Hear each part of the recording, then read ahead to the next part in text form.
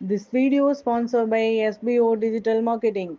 நீங்கள் work from home job opportunity பார்த்துட்டு இருக்கீங்களா? அப்போது SBO டிஜிட்டல் மார்க்கெட்டிங்கில் ஜாயின் பண்ணுங்கள். இது மொபைல் பேஸ்டு பார்ட் டைம் ஜாபுங்கிறதுனால students, home makers, job seekers இப்படி யார் வேணால் ஜாயின் பண்ண முடியுங்க. இந்த ஜாபை செய்கிறதுக்குன்ட்டு ஃபிக்ஸட் ஹார்ஸ்லாம் எதுவும் கிடையாது. உங்களோட ஃப்ரீ டைமை நீங்கள் யூஸ் பண்ணி ஏர்ன் பண்ணுற வகையில் SBO டிஜிட்டல் மார்க்கெட்டிங் சிம்பிள் டாஸ்க்காக அமைச்சிருக்காங்க. நீங்கள் ஜஸ்ட் உங்களோட கண்டென்ட்டை மட்டும் ஷேர் அண்ட் பப்ளிஷ் பண்ணால் போதும். இதில் ஏதோ ஒரு பொருளை நம்ம செல் பண்ணணும், இல்லை யாரையாச்சும் ரெஃபர் பண்ணணும், எந்த ஒரு அவசியமும் கிடையாது.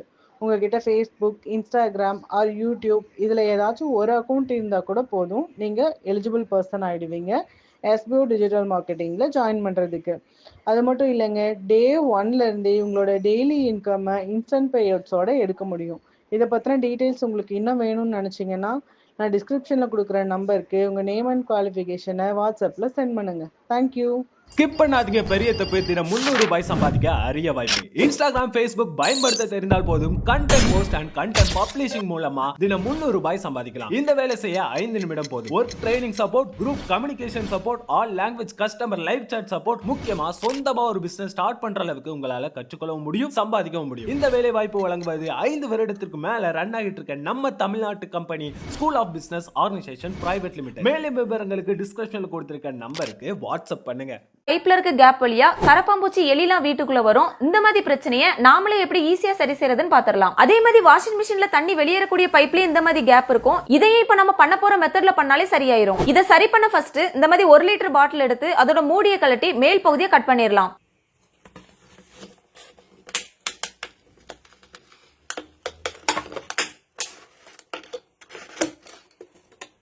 இப்படி மேல் பகுதியை கட் பண்ணதும் கீழ் பகுதியும் கட் பண்ணிடலாம்.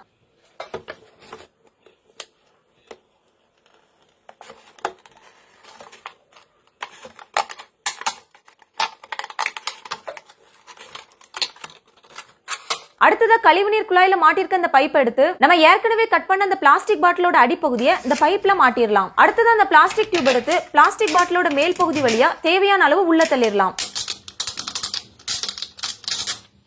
அடுத்தது அந்த பிளாஸ்டிக் பாட்டில கொஞ்சமா மேல தூக்கிருங்க. அதாவது அந்த பிளாஸ்டிக் பாட்டில வளையக்கூடிய இந்த முக்கு பகுதி PVC பைப்போட மேல் பகுதி அளவுக்கு இருக்கணும். ஒருவேளை கீழே இருக்க PVC பைப்போட உயரம் குறைவா இருந்துச்சுன்னா அதுக்கு ஏற்றவாறு பாட்டிலோட அடிப்பகுதியும் கட் பண்ணிருங்க. அடுத்ததான் மெழுகுவர்த்தியை பயன்படுத்தி கீழே இருக்க பகுதியை முதல்ல ஹீட் பண்ணிடலாம். இப்படி வெப்பப்படுத்தும் போது வெப்பத்தினால அந்த பிளாஸ்டிக் பாட்டில் சுருக்கப்பட்டு PVC பைப்பை இறுக்கி பிடிக்கிறத பார்க்கலாம். அதே மாதிரி தொடர்ச்சியா ஒரே இடத்திலேயே வெப்பப்படுத்த கூடாது. அப்படி தொடர்ச்சியா ஒரே இடத்திலேயே வெப்பப்படுத்தினா பிளாஸ்டிக் பாட்டில் உருகி ஓட்ட விழுந்துரும். அதனால இப்ப பண்ற மாதிரியே எல்லா இடத்திலயும் பரவலா வெப்பப்படுத்துங்க.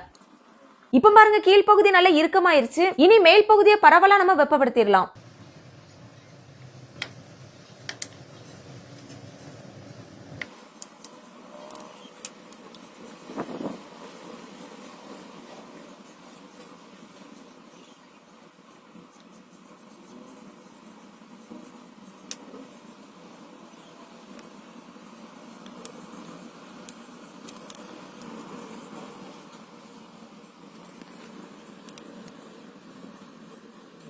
இப்ப பாருங்க, மேல் பகுதியிலும் கேப் இல்ல, அதே மாதிரி கீழ் பகுதியிலும் கேப் இல்ல. அந்த அளவுக்கு வேலை அருமையா முடிஞ்சிட்டு. இனி கரப்பாம்பூச்சி மட்டும் இல்ல, இந்த வழியா கொசு கூட உள்ள வராது.